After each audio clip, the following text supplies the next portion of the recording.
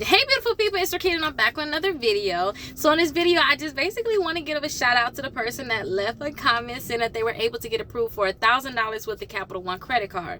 So I kind of want to go over a few things in this message. So one thing I want to say is just congratulations in general. So when you get a pre-approval offer in the mail with Capital One, there's like a 50% chance that you may get approved for the credit card. So go ahead and apply for it. Go ahead and let them see if they're going to give you that credit card.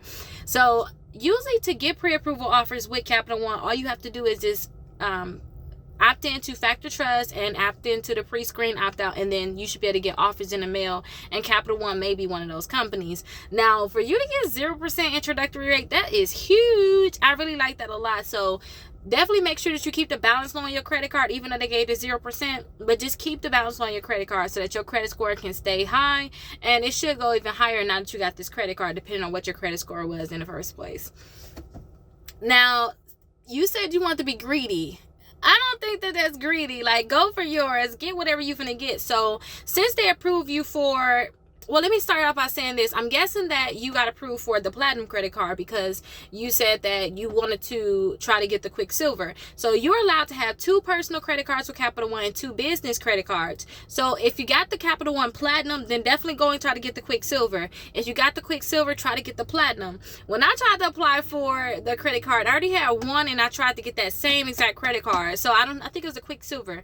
You cannot get the Quicksilver and then get the Quicksilver again. You have to get another credit card, like a different type of credit card with that company. But you said that they said that you already applied for one. They want you to wait to apply for another one. I applied back to back because I got a message similar to that too, and I called them and I was like, hey, what's going on? Like, why can't I get another credit card? I heard I can have two personal, and I actually got approved right there over the phone with the lady. So maybe you want to call them. So call them and see what's going on. And Capital One is like an easy company that a lot of people get approved for.